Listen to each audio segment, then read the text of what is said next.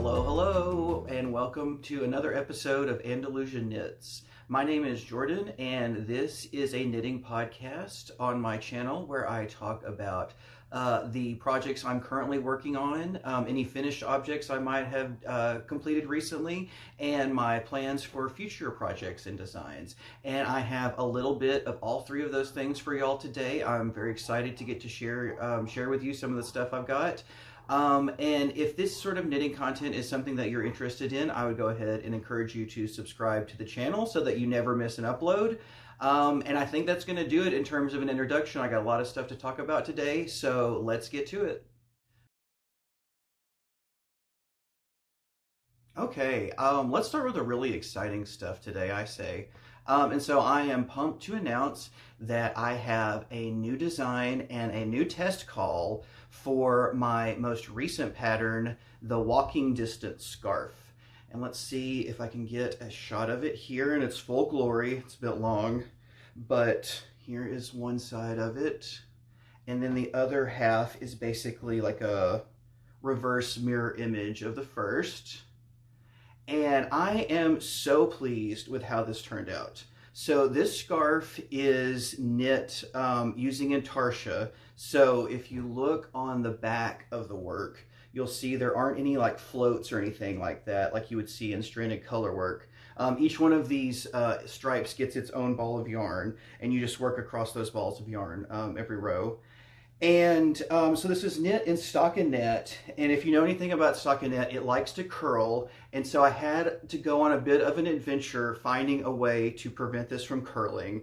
And I am really pleased with the results that I got from doing an applied I-cord edge, which is a bit difficult to see on this, which is exactly what I want. It's nice that it kind of just like blends in and takes the stockinette right to the edge of the fabric. But basically an applied I-cord edge is where after you've knit something, you go around and add an I-cord to it after the fact, like a border around it. And I had a lot of great success with doing that.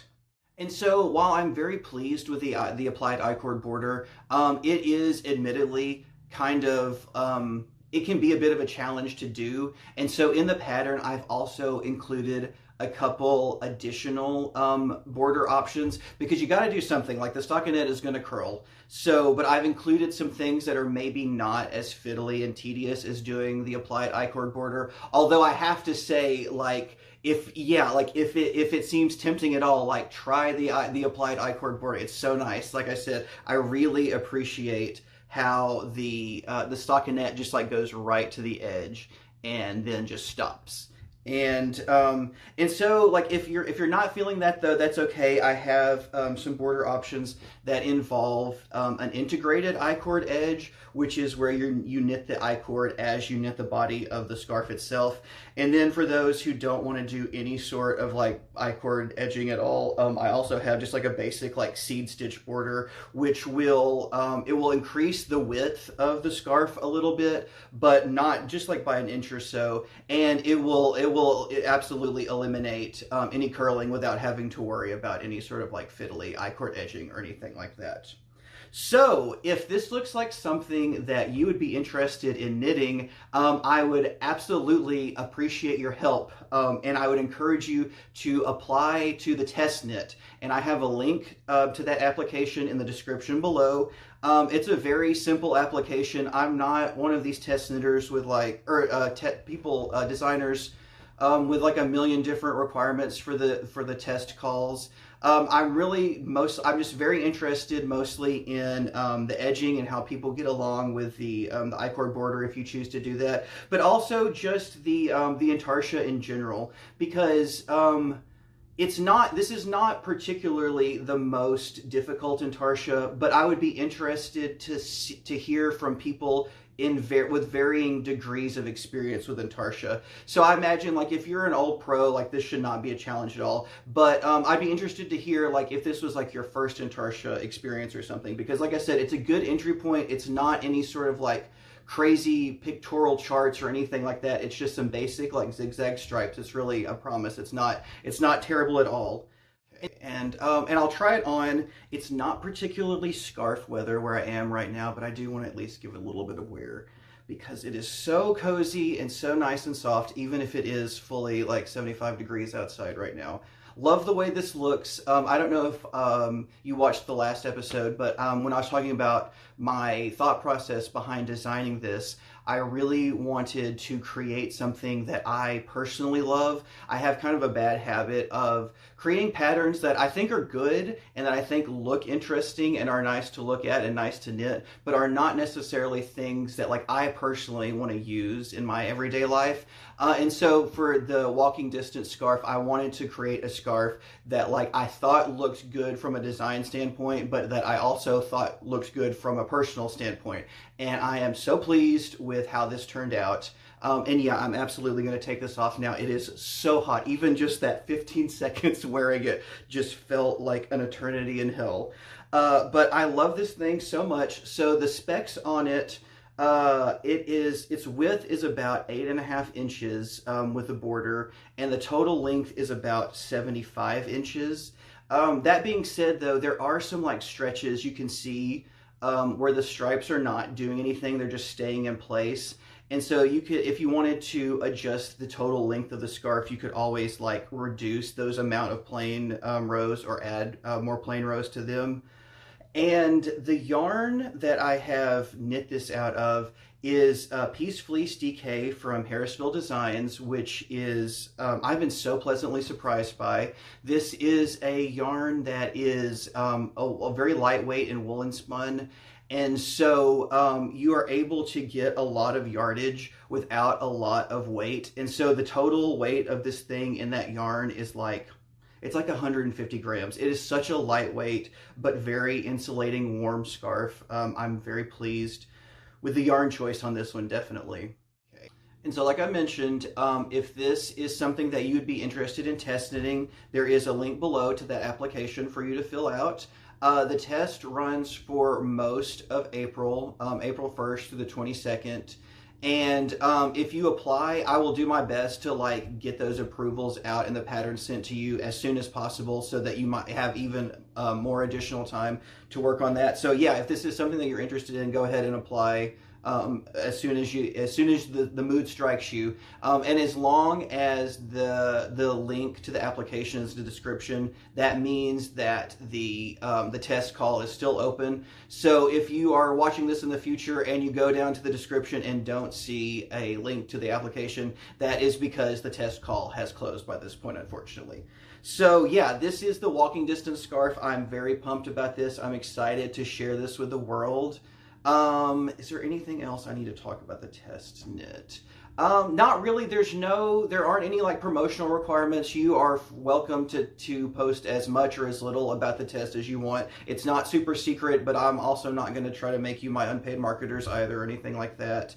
And the yarn choice. So the yarn I used to knit this sample, like I said, was Harrisville Tweed Peace Fleece DK. And that construction, that woolen spin, is kind of unusual. And while other types of yarn will work, you definitely should, if you're not going to use a lightweight woolen spun yarn, you should expect some changes in terms of like the total weight of the garment, as well as how the garment drapes. And so if you are considering what yarn you would like to use for this test, I'll have this all like written out in the pattern as well. But basically, like, this is a DK weight yarn that I have knit at a worsted weight gauge. So if you go, best bet is to go with a woolen spun DK weight yarn, and you should get pretty similar results to this. But if you don't have access to a woolen spun DK yarn, a worsted spun DK yarn is going to work. The design might look a little bit like holier and gapier than this does because the stitches are not going to fill out like the woolen spun yarn will. Or you could go with a worsted weight yarn, since this is technically knit at a worsted weight gauge. And that is going to create a fabric that it will be full. It's not going to have any like holes or anything, but it's going to feel a little bit denser and maybe not drape as like loosely and lightly as the DK yarn would. But like I said, all of that information is going to be in the pattern itself as well. So that's just something to think about if you decide to test this for me. And I would be very grateful if you did. So like I said, link is in the description below. Alrighty, and next up today I have another design. It is not quite finished yet. It needs a little bit more time in the oven before it's ready for testers or before it's ready to be released out to the world. But it's coming along nicely still, and this is the Chosen One Cowl. And I cannot remember for the life of me how much you saw of this last time in the last episode. I'm not even entirely sure that maybe you saw this at all. Actually, I think you did. Anyways, it's coming along nicely. I got about half of this done. This is a cowl that I am doing sort of in the style I see Andrea Mowry do this construction a lot, where you like knit a tube and then graft both ends of the tube together. And so that's the construction of this one.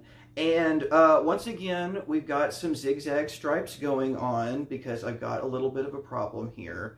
But this one, I'm going to have to go back to square one and restart the sample because if you'll notice, you can kind of see like these ridges that are forming in the knitting, and some of that has to do probably with the fact that this is on a needle that's a little bit smaller than the actual circumference of the cowl, but it also has to do with the fact that I have done this this stranded color work where the background color, let me get up close so you can see the background blue, this blue color here, that is knit in stockinette, and then this pink contrast color is knit in purl bumps.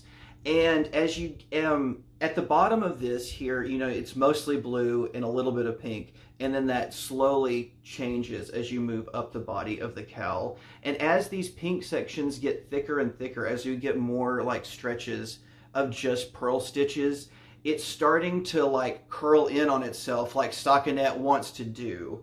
And I mean, that is a structural issue that's not ever going to go away, but there are a couple things I can do to mitigate that. And the number one thing I can do is like go back and do this at a tighter gauge. I wanted this gauge mostly because I find that like my preferred like fabric density is maybe a bit extra as opposed to the patterns that are being produced today. And so I didn't want to like kill anyone who wanted to knit this by knitting it at just like a gruelingly tight gauge. But at this gauge, it's like this is approximately the gauge that the ball band recommended, and this is Barocco Vintage DK, so it's like half wool, half acrylic yarn, and it's knit at the gauge suggested. And yeah, like I said, like as the purl sections get larger and larger and it starts to curl more and more, I don't think this gauge is going to work. I need to go back and make it tighter, and I know that is going to work because this cowl is based on a scarf design I did last year. And oh my god, looking at the camera, the sun just came out and it is like stupidly bright. My apologies if I look really washed out right now. I don't know what is going on with the lighting here. But anyways, I started this design started its life last year as a scarf. And as you'll see, it's just kind of like there's so much stuff going on. It's very busy design wise. And so for the cowl, I just took the main part of the design that I like, which was these zigzag stripes, and like focused on them. But you can see I've done the same thing with the dark blue is in the stockinette V's, and then the contrast red is in purl bumps. But you'll notice that like there's still a little bit of that curling in, but it's not nearly as bad as it is on the cowl that I'm working on now. And that's because that scarf was knit at quite a bit of a denser gauge than the cowl. So this one's not ready for testing yet, and it's a little sad that like this one's going to be ready to like go out into the world right about like May or so, when nobody is going to need to wear a cowl anymore. But I don't know, this one's been on my mind. I'm just ready to have it done and have it out in the world. But yeah, I'm gonna have to go back to square one.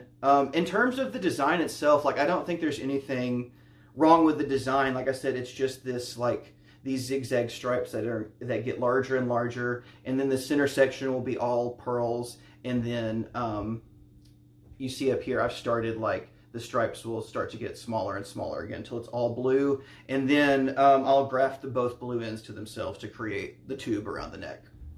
So yeah, this is the Chosen One Cowl. I don't know if I actually said the name yet, but this is the Chosen One Cowl. And yeah, stay on the lookout if this looks like a design that you would be interested in knitting, because there will be a test call for it coming up soon too, I'm sure. All right.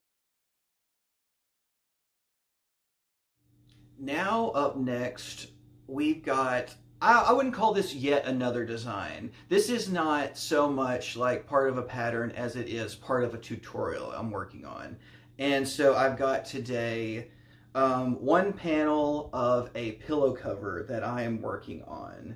And if you have watched the channel before, this might look kind of familiar to you, because this is not the first one of these pillows I've ever done. In fact, I've got one right here next to me.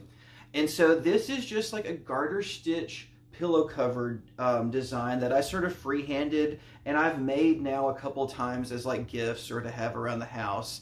And I'm going to turn this into, like I said, more of a tutorial than a pattern. It's not really a pattern because it's basically two garter stitch squares. But what the tutorial is going to teach you everything from like how to like knit this with any size yarn, to like how to seam up the two pieces of the pillowcase together, how to apply the buttons, how to do the buttonholes, that sort of thing. So let me take this pillow out just to kind of show you what this will eventually look like. So basically, what I've got here, this new, I've got the back panel of it knitted. So this just square where the buttons are applied, it's just a normal square. And then I'll go and knit the front panel as well. And it starts out as a square and then ends up with like this little flap thing up at the top where I've applied the buttonholes. And it's kind of hard to see with it stretched out, but there's some like decreases along the edge, so it kind of like looks like an envelope or something like that. So I'm in the process of doing a tutorial if this is something that you would like to learn how to do yourself.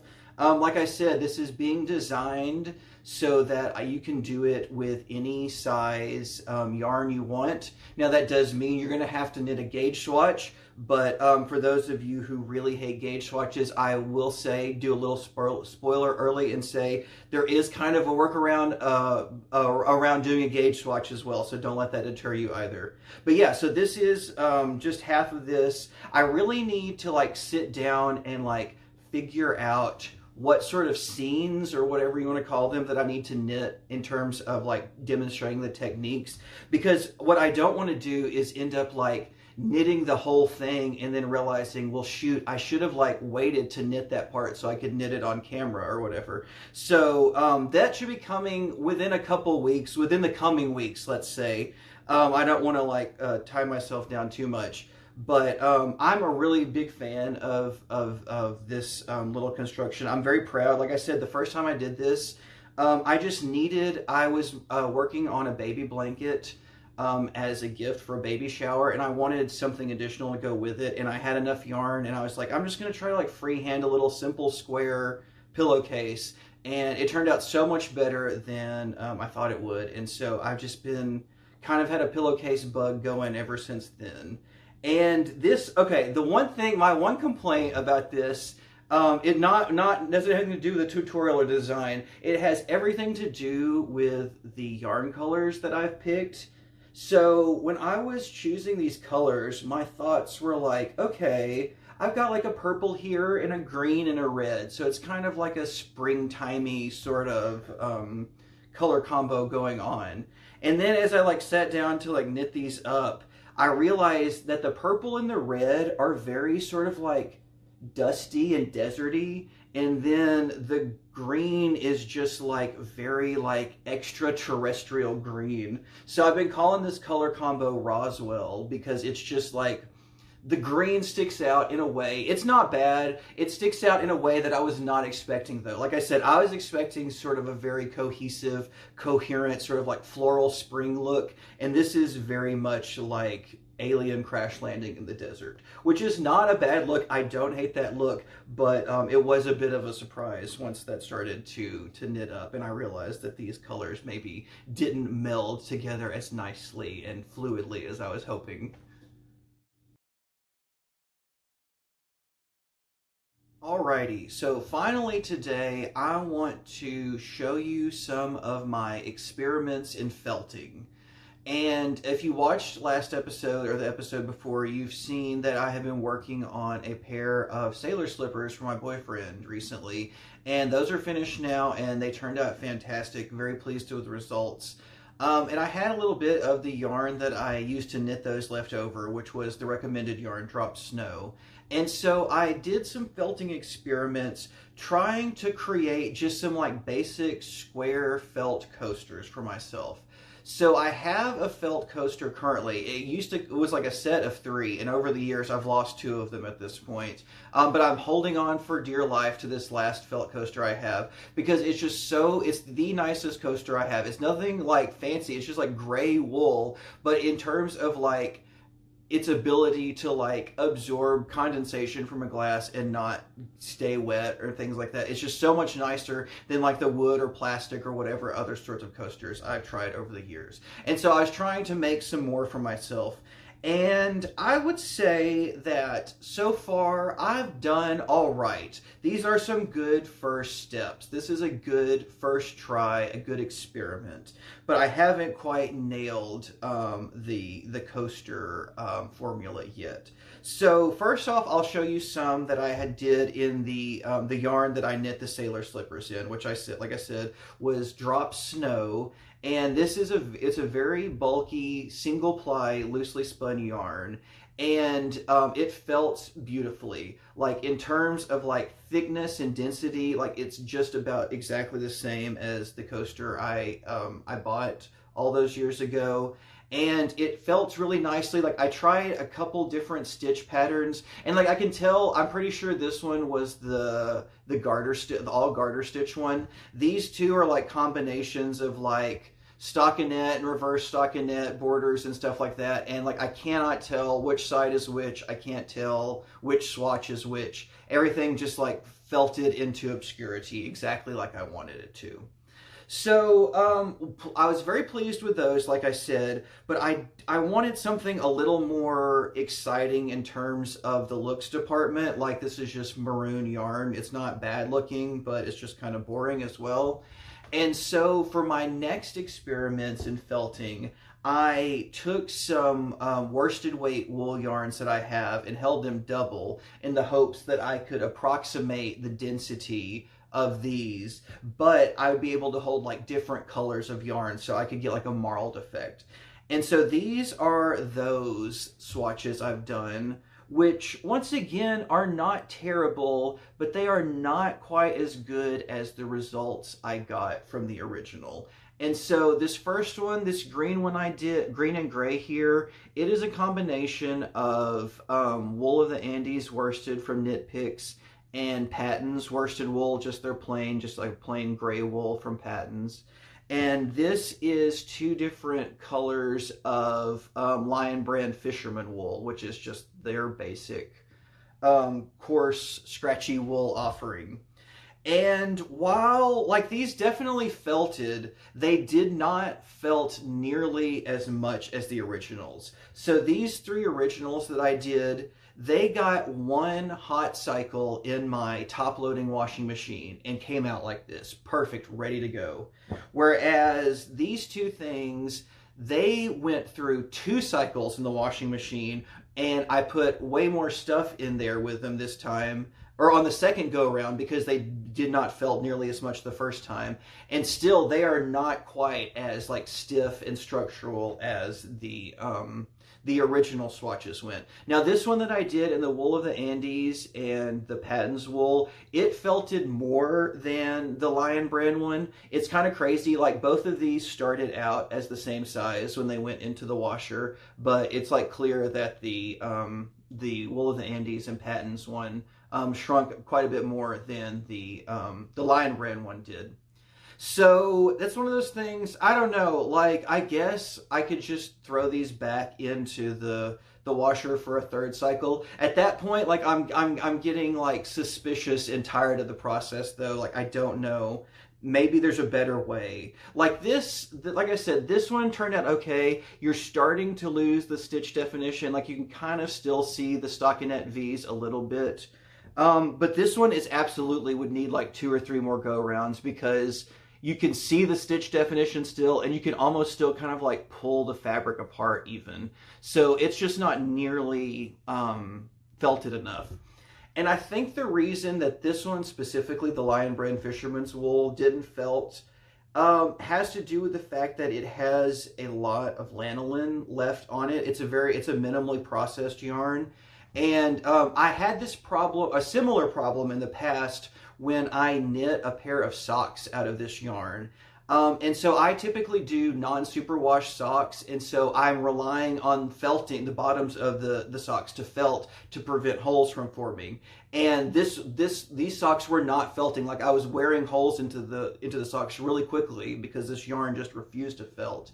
And in doing some research and asking people online and stuff like that, the consensus seems to be that it has something to do with the fact that this is minimally processed, so that there is more like of the natural lanolin oil that's found on sheep wool is left on this after spinning, and that that oil is like water resistant, so it doesn't allow the water in the washing machine to penetrate as quickly or as deeply as yarns that have been scoured a bit more and have more of that oil taken out of them to begin with.